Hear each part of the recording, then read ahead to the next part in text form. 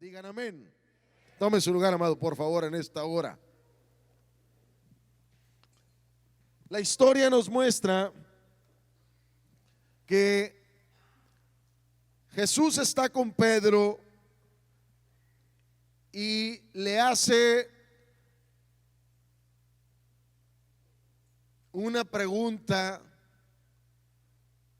que le pudiéramos llamar el amorómetro. Y hoy Dios nos va a poner el amorómetro. Amén. Cuando estamos en consejería, hay algunas veces que nos damos cuenta, y en la misma relación de pareja, que en ocasiones la pareja pregunta, algunas veces lo hace verbalmente y otras en su corazón: ¿realmente me amas? Y la pregunta es porque a veces no se nota. Dice amén. A veces se nota otra cosa de lo que decimos con nuestros labios. Y en muchas parejas hay momentos en que surge la pregunta: ¿realmente me amas? ¿Me amas? Y muchas ocasiones es porque yo le voy a decir algo y le voy a adelantar. Cuando estás enamorado, se nota. Amén. Hay unos que no tuvieron que recibir la palabra para sonreír, hermanos. Se nota que están enamorados. Y aquí encontramos una pregunta, y con esta pregunta vamos a iniciar: ¿a quién amas? Porque la Biblia dice que Pedro fue confrontado por Jesús en este pasaje bíblico acerca de el amor. Y cuando vemos que nuestro entorno social habla del amor, nosotros aprovechamos la oportunidad para poder llevar también a nuestra vida: ¿a quién amamos, amados? ¿Cómo amamos? ¿Realmente amamos a Dios? Porque la Biblia nos dice que el Señor Jesús, cuando estaba hablando, lo voy a leer en esta versión, dice que cuando acabaron de desayunar, Jesús le pregunta: ¿me amas más de lo que me aman ellos? Y Jesús se está refiriendo a Pedro por todo un contexto que venían pasando, la vida que había vivido, un evento muy complicado que había tenido en esa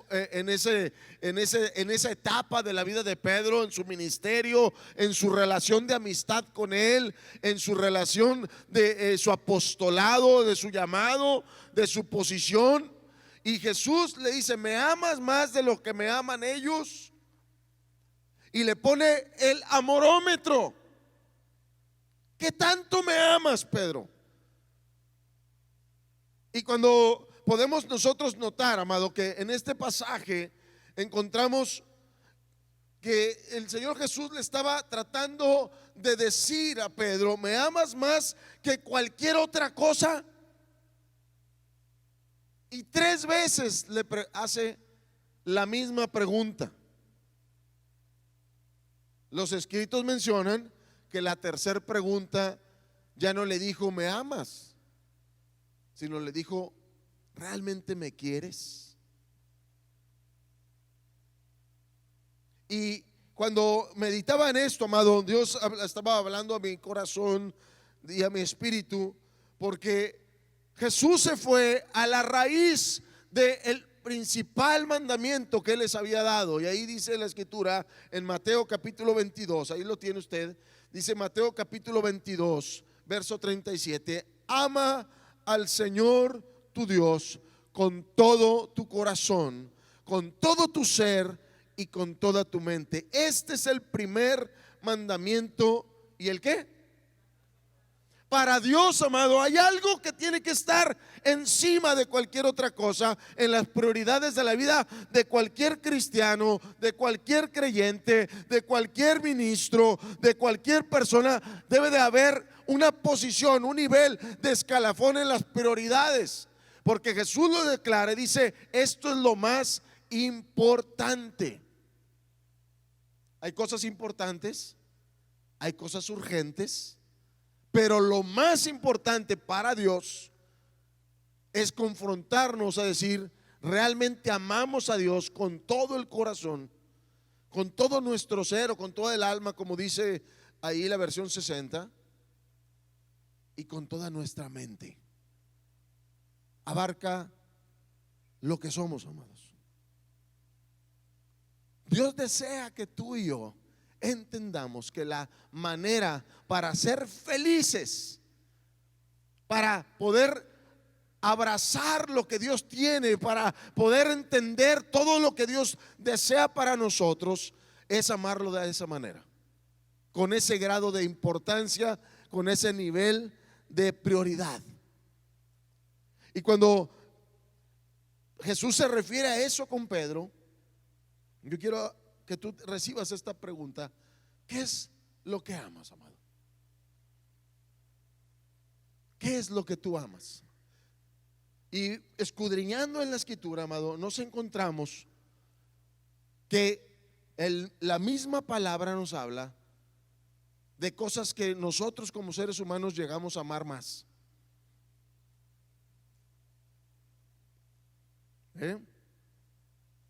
La Biblia nos dice de varias cosas que los seres humanos llegamos a amar más. Por ejemplo, vamos a ver Juan capítulo 3. Vaya usted conmigo a Juan capítulo 3. Y dice la Biblia que algunos hombres amaron más la oscuridad. Y Juan capítulo 3 está hablando Juan de la revelación del verbo, de la revelación de Jesús. Juan capítulo 3 verso 16 es el pasaje que habla de el corazón de la Biblia, le llaman algunos teólogos, donde revela: porque de tal manera amó Dios al mundo. Habla del corazón de toda la escritura. Amó Dios, el corazón del Padre es amarnos. De tal manera nos amó que entregó a su Hijo por nosotros. Pero más adelantito en el verso 19, y dice el escritor: y esta es la condenación, que la luz vino al mundo y los hombres ¿qué? Amaron más las tinieblas que la luz. Wow. Dios revela en la escritura que hay hombres y mujeres que aman más las tinieblas, que podemos decir como Pedro: Señor, yo te amo. Pero lo que hacemos refleja dónde está nuestro amor. Como le pasa a una pareja.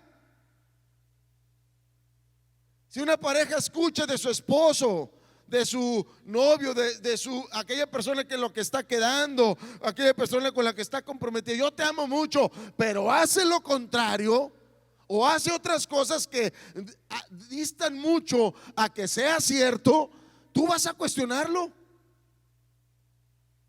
Dice amén. Y Dios dice: esta es la condenación, que la luz ha venido al mundo, pero los hombres aman más las tinieblas que la luz, porque sus obras, lo que hacen. Uno puede decir: yo vengo a la iglesia,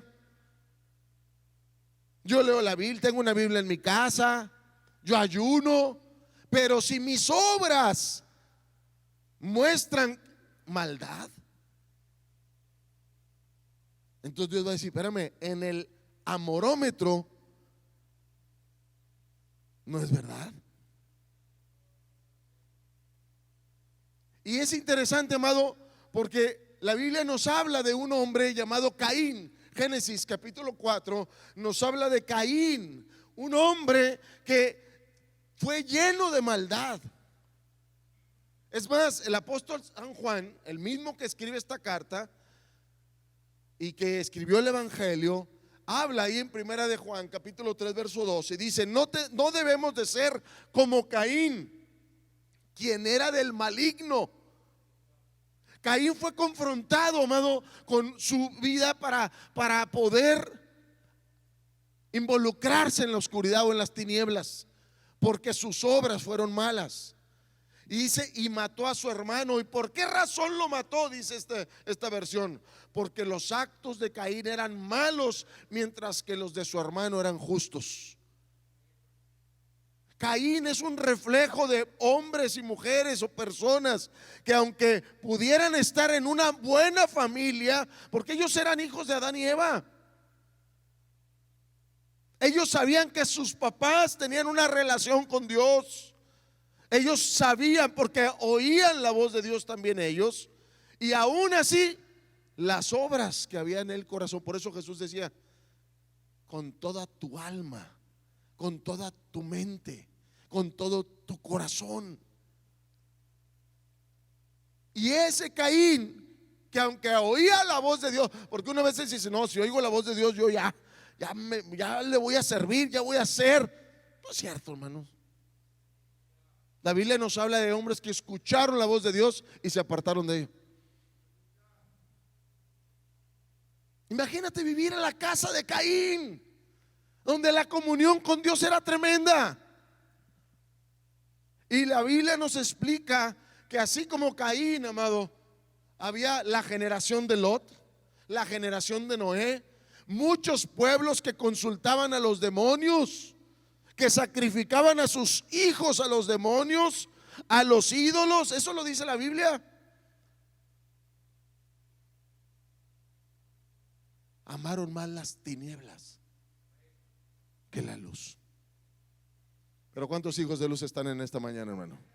Dale un fuerte aplauso a nuestro Dios. ¿Cuántos aman la luz, amado? Dale un fuerte aplauso a nuestro Dios.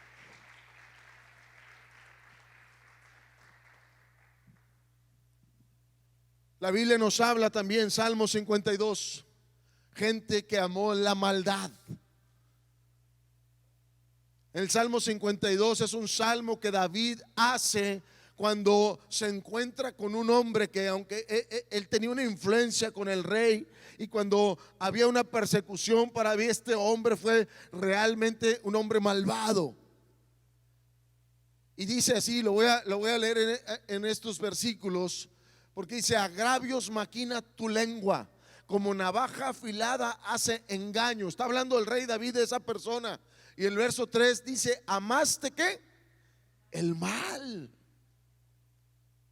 Hay gente que ama el mal, sí, hermanos, sí, amados.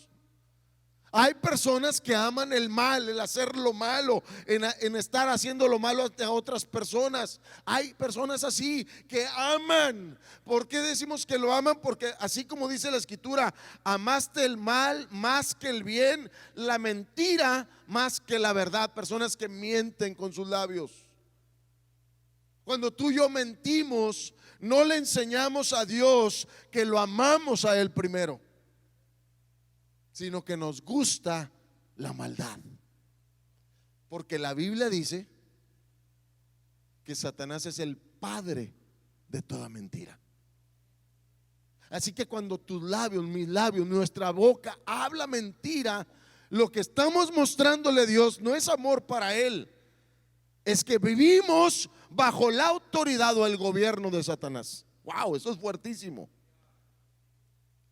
Es fuertísimo. Por eso cuando David revela el corazón de este hombre, Dog el edomita, nos enseña que este hombre, su vida estaba fabricada en puro engaño. Y tremendo cuando dice el verso 4, dice: has amado toda suerte de palabras perniciosas, engañosa es tu lengua. Hermano, no vaya a decir: ay, le hablan a mi suegra, ay, le hablan a mi amigo. No.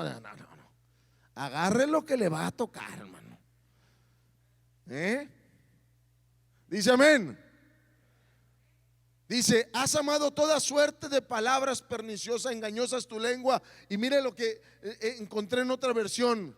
En otra versión dice así: a ti y a tu lengua venenosa les encanta hacerle daño a la gente. Wow.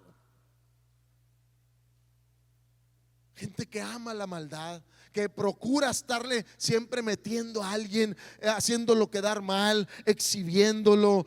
Dice que es una lengua venenosa, siempre criticando con la hazaña de herir. Dios nos libre, amados, de caer en eso. Por eso dice aquí que el amor que Dios está demandando es que nos alejemos de toda esta clase de mal, porque Satanás así engaña. Hay tanta ceguera en el corazón de los hombres que necesitamos que cuando lleguemos a Cristo Él nos quite el velo que traíamos.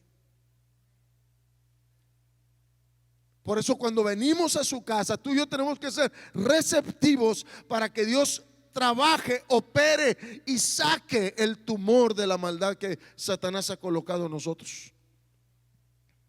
Palabras de mentira, palabras de engaño, son aquellas personas que han amado la maldad. Palabras venenosas, lengua que hace daño a las personas. Y dice el verso 5, por eso, fíjese la advertencia que declara el escritor: por eso Dios te destruirá para siempre, te agarrará y te expulsará de tu vivienda y te arrancará la vida. Wow. David está escribiendo lo que él vivió, porque fue realmente una persona que se interpuso en los planes de Dios, amado, porque amó la maldad de este hombre. También la Biblia dice que hay otros hombres que aman el reconocimiento de los hombres, que aman que otros hombres los reconozcan, el honor de los hombres más que de Dios. Juan capítulo 12, dice la escritura, vaya ahí si puede tenerlo en su Biblia. Con todo eso, dice el verso 42, aún de los gobernantes. Estaba hablando de lo que Jesús estaba haciendo, estaba viendo todo lo que la palabra profética que declaró el profeta Isaías. Ese pasaje habla de eso. Y luego dice el escritor, aún con todo eso, aún de los gobernantes, muchos creyeron en él. O sea que había gobernantes, había gente en puestos de liderazgo que comenzaron a creer en Jesús en la vida de su ministerio terrenal. Como hoy en día hay muchos que están en posiciones de gobierno, en posiciones de liderazgo, que dicen: no, esto es bueno, el evangelio es bueno, la buena noticia del Señor Jesús es bueno. Pero dice ahí, y muchos habían creído en él, pero a causa de los fariseos no lo confesaban para no ser expulsados de la sinagoga. Y verso 43 dice: porque amaban más la gloria de los hombres que la gloria de Dios. Cuando Dios nos pone en el amorómetro espiritual, ¿qué está viendo Dios en nosotros? Que amamos más el reconocimiento de los demás, el que no se ofendan, el que no le caiga mal. Dice que ellos no confesaban a Jesús. La Biblia nos habla del rey David, el rey Saúl, el antecesor del rey David, y menciona que el rey Saúl, algo que le preocupaba es quedar mal delante de las personas más que de Dios. A veces, amados, nosotros así vivimos, que queremos quedar bien con los demás, pero no con Dios, o primero con ellos que con el Señor. Y cuando hablamos con el Señor, estoy hablando que con su palabra, con su gobierno, con sus designios, con sus leyes. Y dice que estos hombres, aunque tenían posiciones de liderazgo, no confesaban a Jesús. En ocasiones, a veces eso pasa, amados. A veces la intimidación, el temor al rechazo, el temor a que ¿qué van a decir? Se van a burlar de mí. Porque a veces así, en los trabajos así es. Yo trabajé varias veces en varios lugares y la gente se burla. Ay, si a poco tú nunca haces nada malo. Esa persona que te lo está diciendo está mostrándote que su vida no está bien delante de Dios. Y deberías de sentir contenta y contento de que está viendo que hay una luz diferente en ti que no hay en los demás. Más que te atemorice, porque Dios siempre va a respaldar a sus hijos, amados. Él siempre va a ir delante de nosotros como poderoso gigante. ¿Cuántos dicen amén por eso, hermano? Dale un fuerte aplauso a nuestro Dios en su casa. Él va delante de nosotros. A veces por el temor a lo que suceda, amados, el temor a que nos expulsen, a que nos saquen. Por eso dice ahí: pero a causa de los fariseos no lo confesaban, para que no lo sacaran de la sinagoga. Y eso es tremendo, hermano, porque lo vemos en nuestra vida personal, en nuestro entorno social. En muchas ocasiones la gente nos amenaza, la gente te puede decir: ah, no, entonces ya no te vas a, no, ya no te vamos a hablar, ya no vamos a juntarnos contigo, tú ya no puedes entrar aquí. Amado, hay un contorno religioso terrible. Le voy a poner otro ejemplo, Juan capítulo 9, váyase 3 capítulos antes, y vamos a hablar acerca de los papás de un hijo que nació ciego. La Biblia nos habla de este muchacho. Jesús tiene un encuentro con Jesús. Era un muchacho que estaba ciego desde niño, desde que nació era ciego. Imagínate a un joven, a un muchacho que era ciego. Toda su vida ha sido ciego, nunca ha visto la luz del sol, no ve lo que tú y yo vemos. Toda su vida tuvo que depender de sus padres, de las personas que estaban a un lado. Esa persona un día se encuentra con Jesús y Jesús lo sana, le abre los ojos, le abre su entendimiento, hace que vea, hace que haga un milagro que jamás, según la Biblia registra, se había hecho, que nunca un ciego que nació así había vuelto a ver. Y Jesús hace un milagro tremendo. Pero la Biblia habla y dice el capítulo 9, verso 18: pero los judíos no creían que él había sido ciego, porque hubo un escándalo. Imagínate, un muchacho ya adulto que recibe la vista, nunca había visto nada, y encuentra a esta persona, los líderes religiosos. Entonces no le creen que estaba ciego y que había recibido la vista, hasta que le llamaron a sus papás. Y entonces los papás, cuando le preguntan: este hijo de ustedes, el que dicen que nació ciego, ¿cómo pues que ve ahora? Entonces los papás, dice el verso 20, y ahí se lo remarqué, sus padres respondieron y le dijeron: sabemos que él es nuestro hijo y que nació ciego, pero ¿cómo ve ahora? No lo sabemos, o quién le haya abierto los ojos, nosotros tampoco lo sabemos. Pregúntenle a él, ya está grandecito, él hablará por sí mismo, dice esta versión. El verso 22, entonces dijeron sus padres, porque tenían que, amado, la intimidación, según lo que nos enseña el escritor, la intimidación de los judíos. Dice que ya habían mencionado que si alguien decía que Jesús era el Hijo de Dios, el Mesías, el Cristo, fuera expulsado de la sinagoga. Cuando yo leía esto, amado, me ponía a pensar en esos papás. Los que somos padres me llegarán a entender. Acaban de hacer uno de los milagros más maravillosos para uno de tus hijos. Jamás había visto en su vida. Siempre lo veías batallando. Tal vez ya estaba acostumbrado, ya se sabía cuántos pasos iba a dar de un lado a otro, ya sabía a lo mejor a dónde iba a ir, dónde se iba a sentar, pero jamás había visto. La Biblia registra que estos papás sabían que había nacido ciego. De hecho, los discípulos le preguntan a Jesús: ¿pecó él o pecaron sus papás porque nació así? Y es cuando Jesús dice: ninguno, sino que este muchacho está aquí para que la gloria de Dios se manifieste.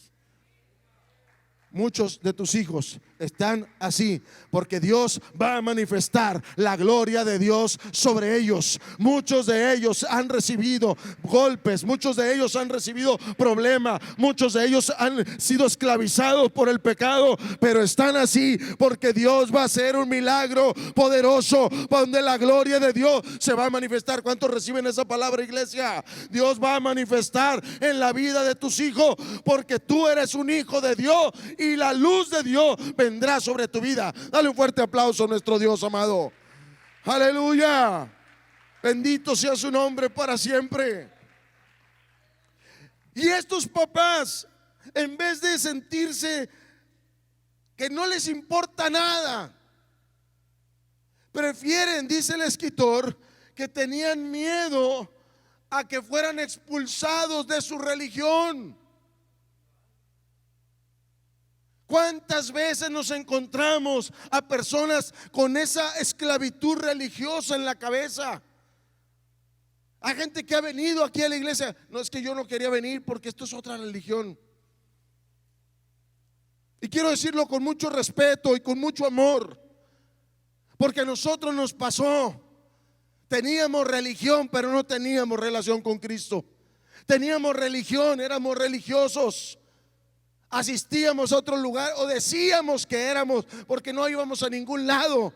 Pero el día que Jesús vino a nuestra vida y cambió nuestro corazón y transformó nuestro ser, la gente empezó: ¿por qué vas a ir con ellos? ¿A poco vas a hacer aleluya? ¿A poco vas a ser de los evangélicos? Porque ellos están viendo la religión y no ven el milagro de que la persona ya no es una persona, que ya no es un lastre para la sociedad, ya no es un perdido. Ya Dios trabajó en sus vidas, los sacó del alcoholismo, los sacó de los vicios. Ya no golpea a su esposa, ya no golpea a su esposo, ya es una persona de bien, ya se pone a trabajar y no ven que Dios hizo el gran milagro de su vida.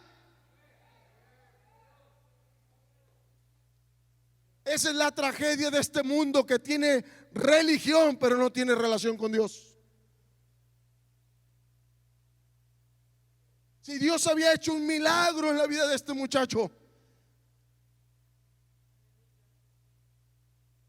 y te importa más lo que dice. Yo conocí padres así, padres que los he escuchado: prefiero que mi hijo se muera en los vicios, fíjense bien lo que han dicho, a que se haga cristiano. No saben ni lo que están hablando, hermanos. He escuchado padres, familias completas decir: no, es que nosotros somos de esta religión. Pues no se nota. No se nota que Cristo esté ahí, porque cuando está Cristo se nota. Cuando amas a Dios se nota. Cuando estás enamorado de su fe, de su evangelio, de su corazón, cuando estás enamorado de Él, se nota en nuestros hechos, en nuestras palabras, en nuestros pensamientos, en cómo actuamos, en cómo vivimos, en cómo caminamos y en cómo amamos. Hay mucha religión, pero puras broncas, hermano. Por eso Jesús habla aquí que unos aman más el reconocimiento de los hombres. Y me encanta el pasaje, porque más adelante dice que Jesús sabe que sus papás no quisieron, porque lo corrieron al muchacho de la sinagoga. La Biblia registra que lo corren y Jesús se lo vuelve a encontrar. Y ese muchacho, cuando conoce a Jesús y le dice: Jesús, ¿crees en el Hijo de Dios? Dice que le dijo: dime quién es para que crea. Tal vez no era el más religioso, el más teólogo, no tenía mucho estudio, pero tenía revelación. Y entonces le dijo: es con el que estás hablando. Y dice que en ese momento el joven se hincó y adoró. Porque cuando tú amas a Dios, hermano, se nota. Pero cuando Él no es la prioridad, también se nota. Estos hombres, estos, dice aquí, gobernantes y estos padres amaban más, tenían más miedo al sistema religioso que enfrentarse con Dios. Porque la Biblia dice que aquel que negáramos al Señor delante de los hombres, Él también nos negará. Y es importante para nosotros entenderlo, sí, amado, porque esto nos lleva a ver lo que está pasando en nuestro mundo. Yo jamás, el día que me oigas hablando de que esta es una religión, hermano, ese día tú puedes decir con toda confianza, tú puedes acercar y decir: pastor, estamos cerrados. Porque Jesús jamás habló de una nueva religión. Él habló del amor del Padre que vino a rescatar lo que se había perdido. Y tú y yo estábamos perdidos y Él vino a rescatarnos. Dale un fuerte aplauso a nuestro Dios por eso, amado, por favor.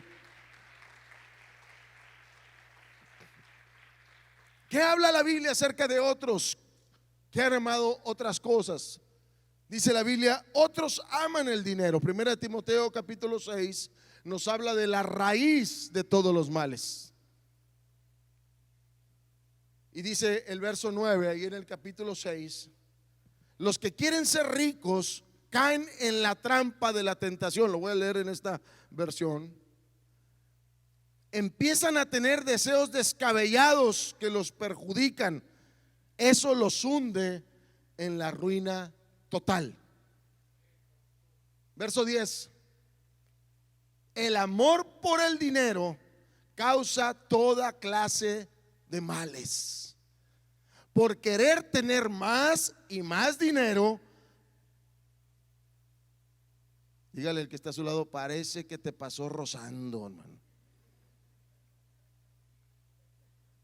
Algunos se han desviado de la fe y se han causado gran sufrimiento.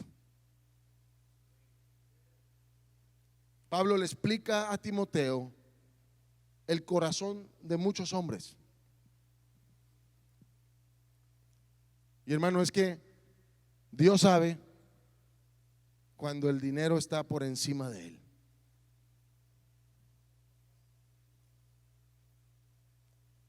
Cuando la ganancia personal, cuando el querer sacar algo más está por encima de su amor a él. Dios lo sabe. Pablo le explica a Timoteo y le dice: raíz, lo que hace que haya tanto mal es ese amor por el dinero, amados. Fíjese bien lo que está tratando de decir. No dice que el dinero es malo, porque cuando tú lo amas se convierte en un problema. Y hay muchas formas de saberlo, si amamos más el dinero que a Dios. Y quiero que usted vaya conmigo, vamos a ver algunos ejemplos. Primero de ellos quiero mostrarte al profeta Balaam.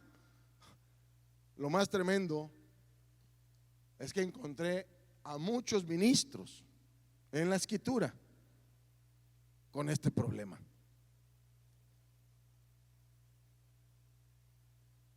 Dice aquí el profeta Balaam, un profeta que le gustaba, según capítulo 22 de Números, fueron a sobornarlo. A él le pagaban para bendecir o para maldecir, hermano. Era un hombre que había vendido su don, como hay muchos hoy en día, hermano. Usted los va a ver en las redes, tremenda gente y los exhiben. Pero no porque haya, como dice mi pastor, no porque haya unos que son así, todos van a ser. Por eso tú y yo tenemos que ser muy sabios. Tenemos que conocer la palabra. Tenemos que conocer la escritura. Y dice que el profeta Balaam, capítulo 22 y capítulo 23, nos habla de las veces que fueron con él para sobornarlo.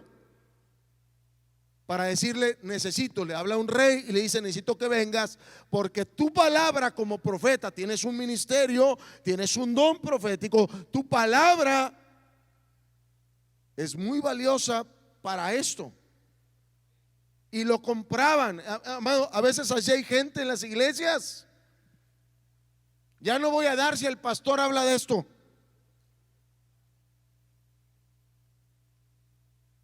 Si no hacen lo otro, no voy a dar. No, hermano, usted no va a comprarle a Dios eso. Porque es tan importante este soborno que le hacían, amado. Es tanto que él, dice la escritura, que Dios le tuvo que salir al encuentro y lo iba a matar. Que hasta su burra, el medio de transporte que tenía, se echaba, se movía para los lados hasta que se echó al piso y él la golpeaba. Y dice que Dios le abre los ojos y se da cuenta que está un ángel con una espada desenvainada. Cuando ves en la escritura que hay un ángel con la espada desenvainada, es que viene muerte, viene juicio. Y encontramos ahí al profeta Balaam, que es confrontado con Dios y le dice: ¿cómo vas a maldecir tú lo que yo ya bendije? ¿Cuántos miembros de la congregación están bendecidos, hermanos? Eso para que tú y yo veamos que cuando Dios te bendice y decide bendecirte, no ha nacido aún el diablo que quiera venir a robarte la bendición que Dios tiene para tu vida. ¿Cuántos dicen amén por eso? Dale un fuerte aplauso a nuestro Dios amado. Así que cuando se levanten contra ti, cuando te empiecen a decir, recuerda cómo van a maldecir lo que Dios ya bendijo.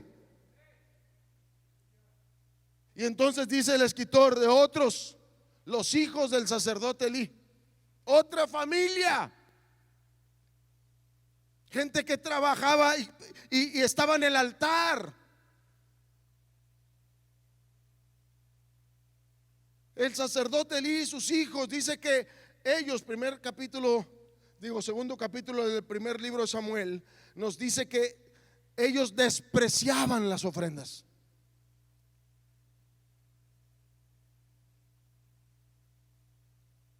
Cuando nosotros damos a Dios, no lo damos porque lo despreciamos, lo que sea, lo que sobra, no, amado. Lo hacemos por amor, por gratitud, por alegría. Y dice que ellos en su corazón, uno de los pecados que tenían, de varios, es que despreciaban las ofrendas que otros le hacían a Dios.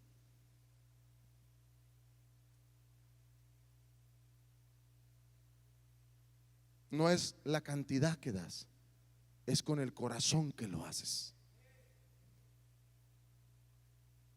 Dios conoce cuando amamos más el dinero que a Él. El profeta Balaam le interesaba la ganancia antes de saber qué iba a hacer, qué iba a decir. Estos muchachos no les importaba que era para Dios, que necesitaba cumplir ciertas ordenanzas, y ellos despreciaban a la gente. No le importaba. Hacían sentir mal a la gente con las ofrendas que daban. Cuidado cuando tú estás participando en el altar, cuando eres un servidor y menosprecias eso. Estamos recogiendo la ofrenda y estás acá haciendo otras. No, es la ofrenda para Dios. Es un momento donde el pueblo de Israel antes, hermano, hacía todo un momento especial de holocausto. Tenían todo un ritual para hacer, y a veces nosotros lo despreciamos. Es el momento de ir al baño, no es el momento de ir al baño, hermano. ¿Sí me explico?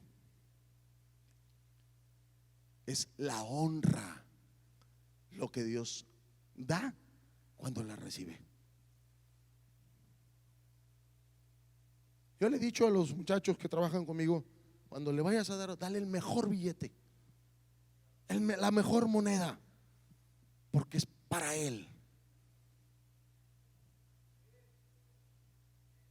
Dale el de la tienda, el más feo, el más roto. Ay, preguntamos a Dios, a ver qué sale, Señor.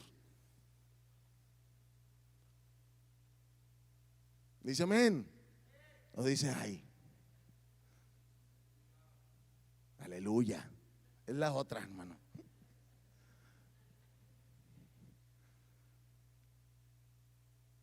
Los hijos del profeta Samuel. Wow. Me impacta que encontramos en la Biblia que Dios no esconde los pecados de las familias que sirven, porque nos está enseñando a nosotros cómo debe de ser y qué fue lo que hizo que cayeran. La Biblia dice ahí en el primer libro de Samuel, capítulo 8, que cayeron en la avaricia. Los iban a poner, fíjese, Samuel ya estaba viejo, Samuel ya estaba pasando ya su ministerio, y dice que los iban a, pero no los podían poner porque ellos habían amado la avaricia. Es tremendo. Uno de los mejores profetas que conocemos en la escritura, de un muchacho que creció en la iglesia, pero no enseñó a su familia a que el dinero, amado, es sagrado también y es un recurso, no se ama. El dinero se usa, es un recurso.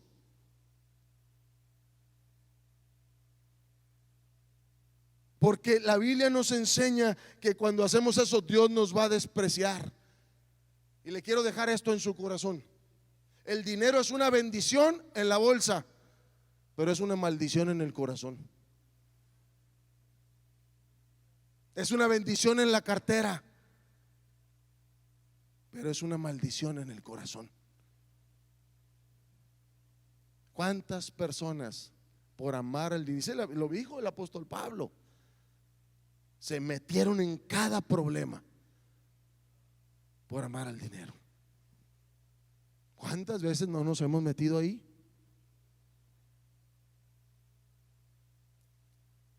Porque se nota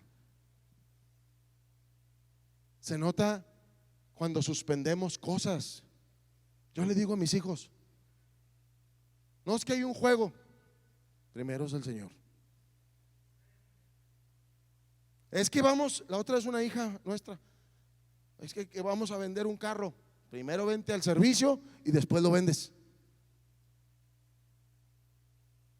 Porque primero honramos a Dios, hermano. Y Dios se encarga de alejarnos a todos los buitres, a todos los engañadores, a todos los que vienen a hacernos mal, a todos los que los quieren sacar. Pero le queremos quitar a Dios. Eso habla de dónde está mi amor por Dios. Yo no digo que no trabajes, no estoy diciendo eso, al contrario, Dios honra el trabajo, bendice el fruto de tu trabajo. Pero si tú dices, no, el jueves a las 8:30, no, hombre, estudio bíblico, no, hombre, ¿qué?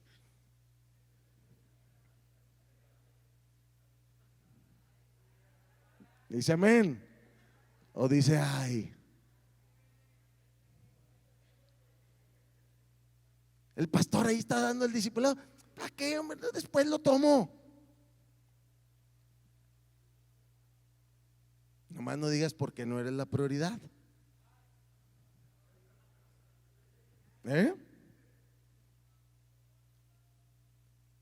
¿Ve cómo es fácil saber dónde está el corazón?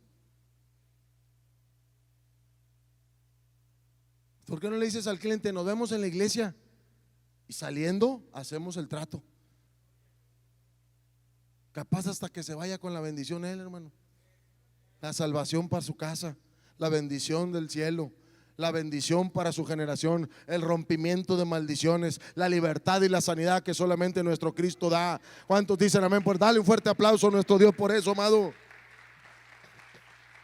Jesús dijo, busca primero el reino y lo demás va a venir para tu vida. Cuando tú no pones primero el reino, lo demás no viene así.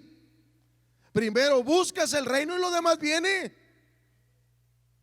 Pero andamos buscando las añadiduras y déjame ir acá, y déjame ir acá, y déjame ir acá.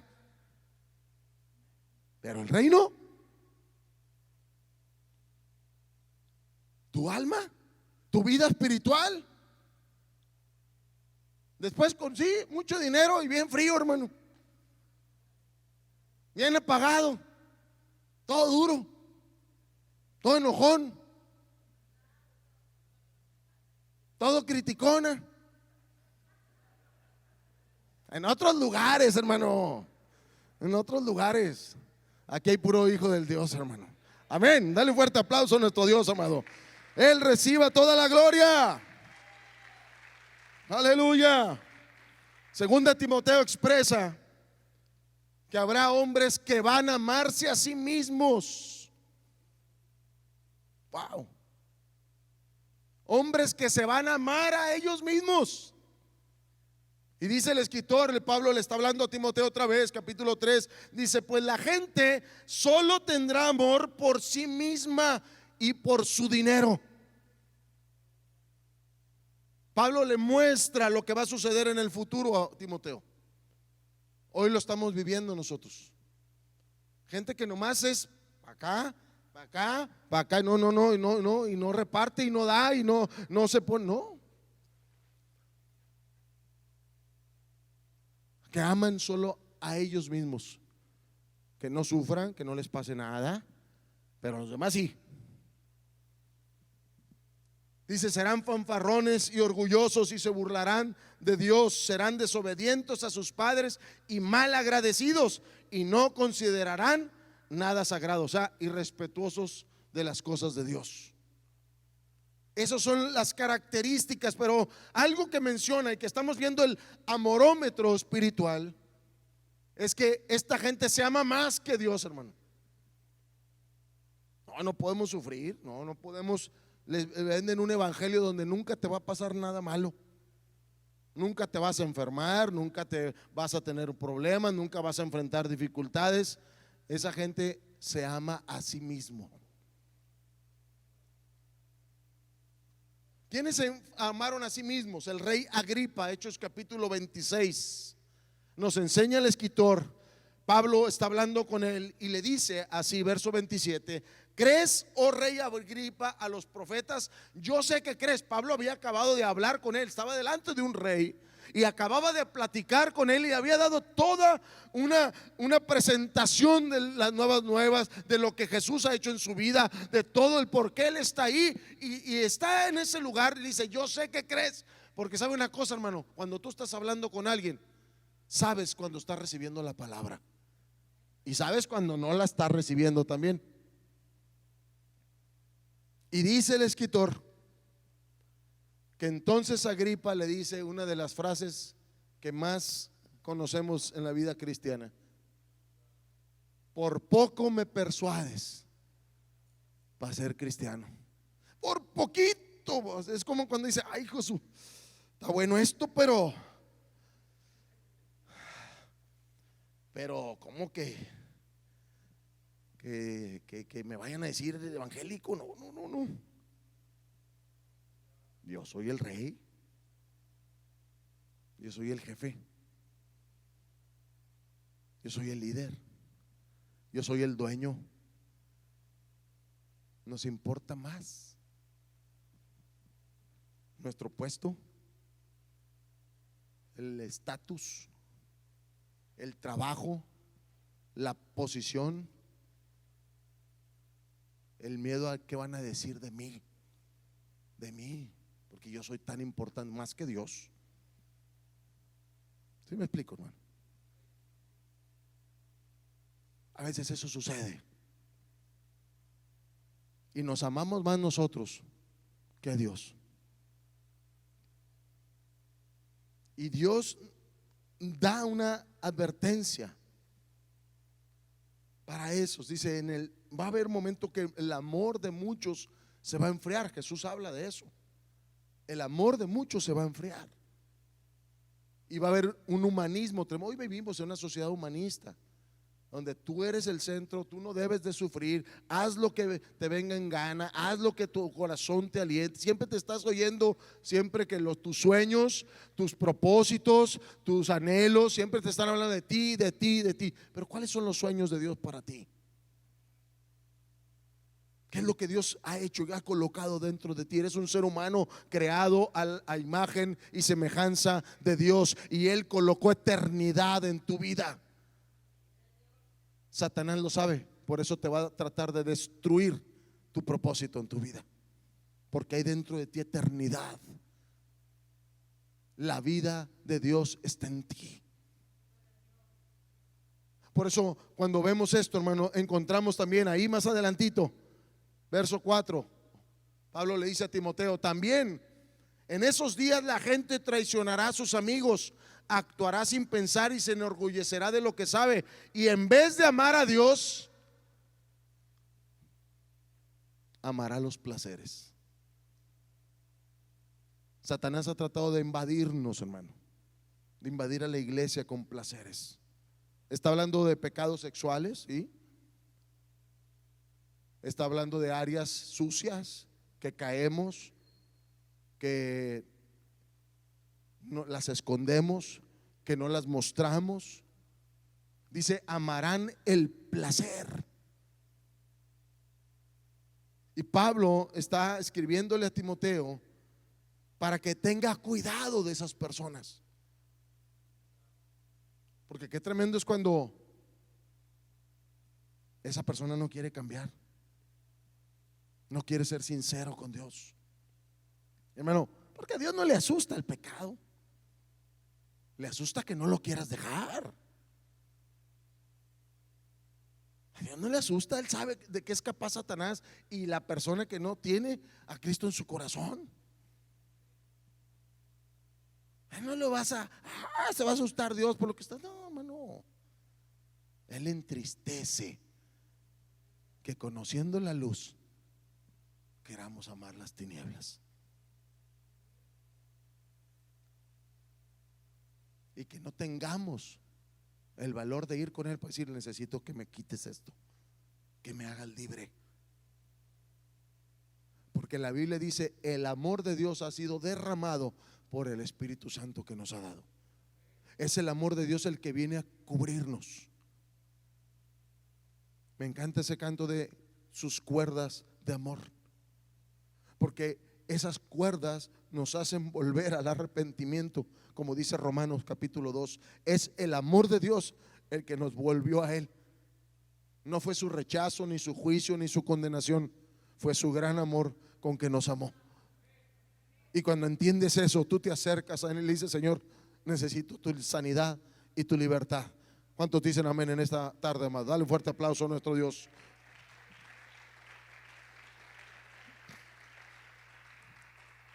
Gerson, otros aman este mundo.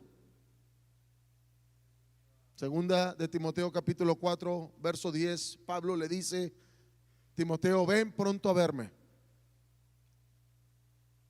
Y le dice: Demas era un colaborador, estuvo en el primer encarcelamiento de Pablo, este era el segundo encarcelamiento. Demas me abandonó porque amaba más las cosas de este mundo. Wow. Me puse a leer de Demas. ¿Qué comentarios había? Porque es tan corto lo que dice aquí.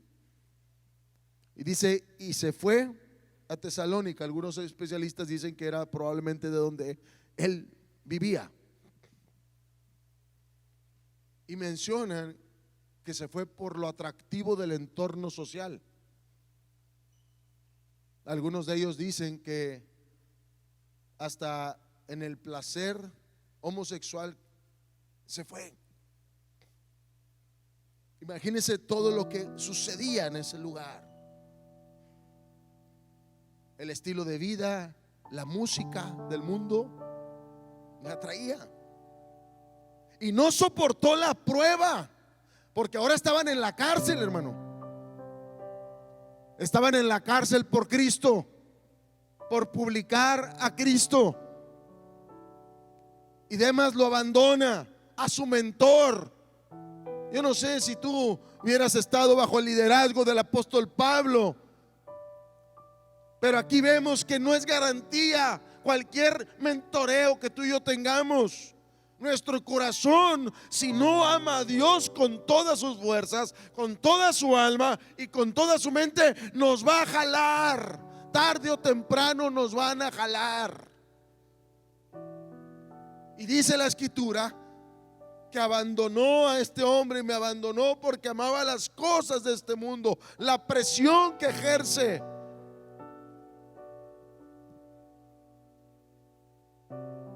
Así es el mundo, hermano. Es atractivo. Nos engaña, este es un espejismo, pero detrás hay un veneno mortal que te hace sentir la persona más insignificante y culpable. Así es el mundo. Por eso Juan le dice a la iglesia: no ames al mundo ni las cosas que están en el mundo.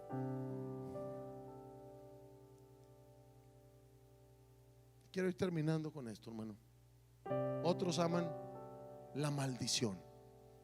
Encontré en la escritura una revelación poderosa. Salmo 109. El verso 17 dice así: amó la maldición y ésta le vino, y no quiso la bendición y ella se alejó de él. Yo no sé aquí, espero que nadie que diga: yo no quiero la bendición de Dios. Yo no quiero que Dios, o sea, eso que Dios ofrece. Espero que nadie lo haga. Y el salmista está hablando de un hombre que lamentablemente ama la maldición. Y dice: por amarla le vino. Porque lo que a veces lo que tú amas, como lo que hemos hablado, va a venir sobre ti. Lo tremendo, amado, dice el verso 18 también ahí: se vistió de maldición como de su vestido, y entró como agua en sus entrañas y como aceite en sus huesos. Y lo más tremendo aquí, amado, es que está hablando del apóstol Judas. Es el salmo que habla de la traición de Judas. Es el salmo que habla, proféticamente hablando, de lo que iba a suceder con este hombre. Y dice: otro tomará su oficio. O sea, cómo encuentra que este hombre, en la posición, en la asignación profética que tenía, apostólica, otro fue quitado, amado, porque amó la maldición. En ocasiones, a veces así pasa. Los evangelios hablan de la traición de Judas, su lucha personal por tomar lo que no era de él, por robarle las finanzas al Señor. Y Dios me habló a mi corazón: no tomes lo que es de Dios, amado.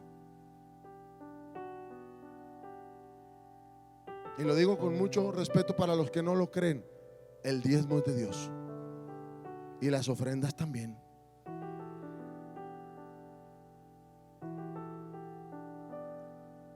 Y Dios me hablaba: comenzó robando y terminó traicionando.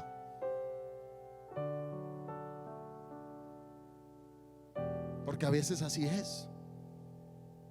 Comenzamos con poquito, pero llega el momento en que ya no hay vuelta atrás.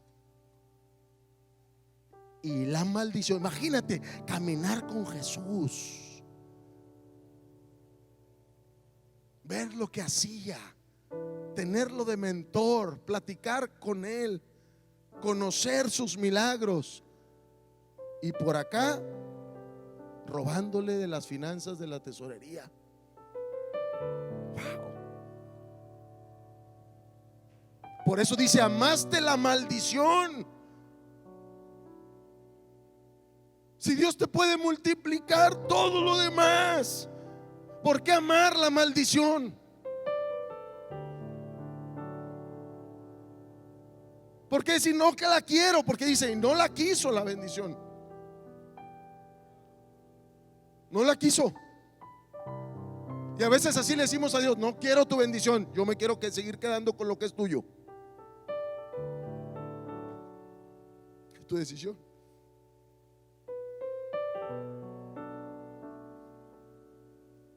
Porque cuando comenzamos robando, terminaremos traicionando. Y después apostató de la fe. Se fue. Prefirió ahorcarse que ir con el Señor. Wow. Es tremendo. Atrajo la maldición a su vida. Y dice el Salmo 109 que vendría orfandad a su casa y vergüenza a toda su generación. Eso es lo que pasa con aquel que agarra la maldición para su familia. Los deja huérfanos y vergüenza. Habla tremendo el Salmo 109 de lo que va a suceder. Y tú te das cuenta porque hay tanta gente afuera viviendo así.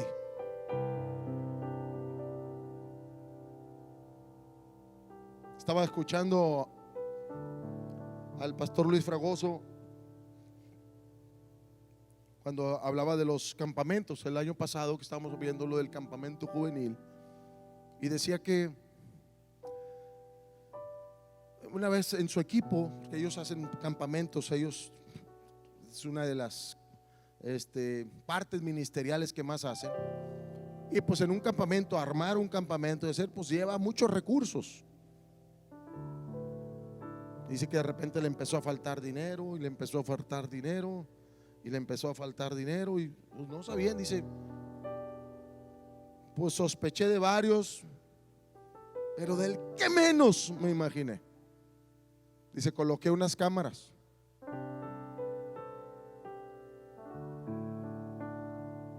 Y del que menos pensé, era mi brazo derecho. Jamás me hubiera pasado por la cabeza. Estaba agarrando dinero. Cuando lo confronté, nomás agachó la cabeza y dijo, ¿qué te puedo decir? Pero no reconoció más y tuve que despedirlo del ministerio. Cuando oí esa historia, el amor al dinero es tremendo, hermano.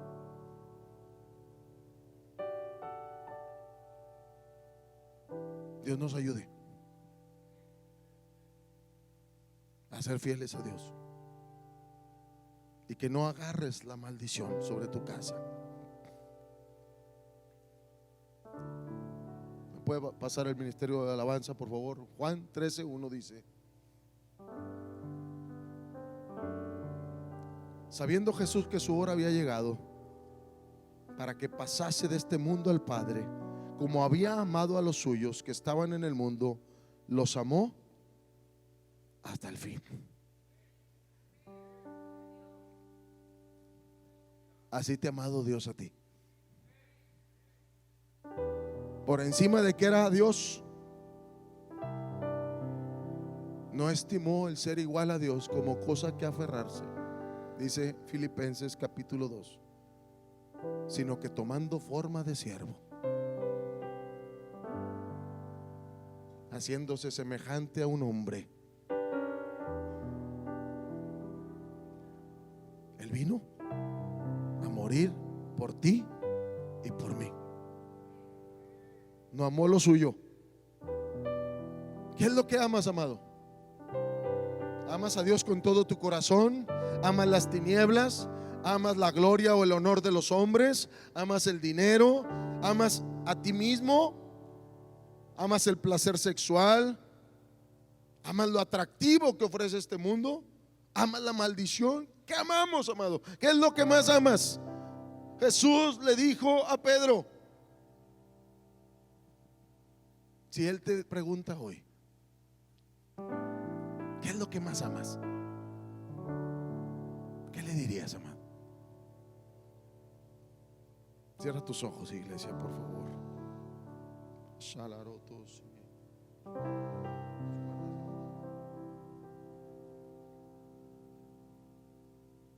Y mientras el ministerio toca y canta, amado,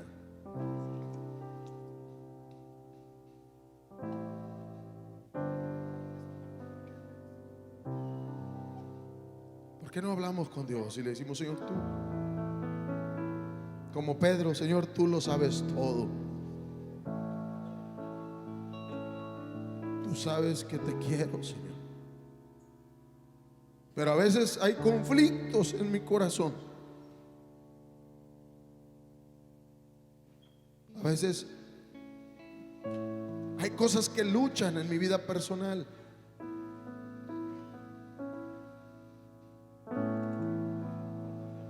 Y yo quiero invitar, antes de orar por la congregación, si hubiera alguien que no conoce a Jesús,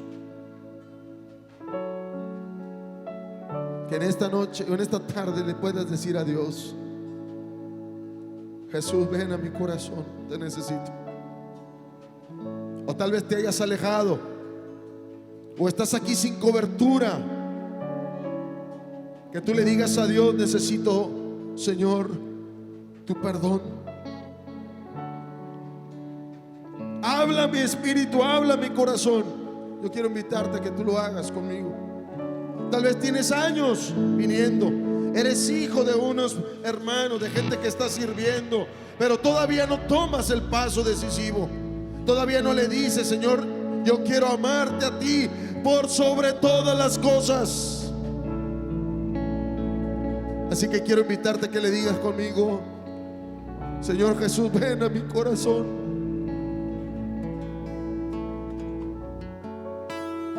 Ven a mi corazón.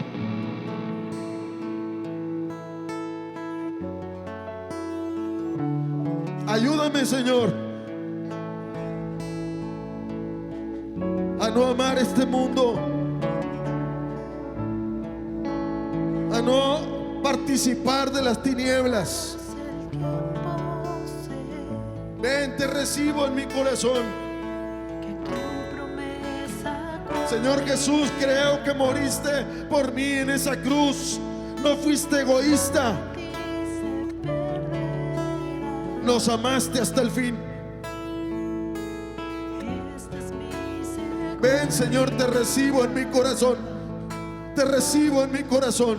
Tus cuerdas de amor cayeron sobre mí.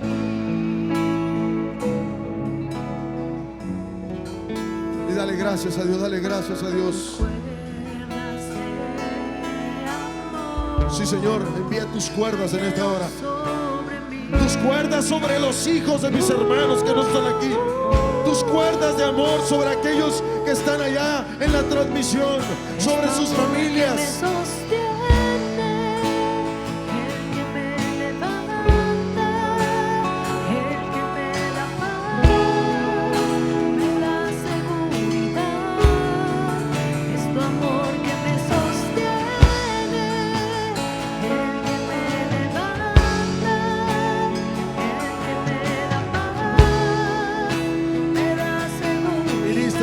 Santo, ministranos.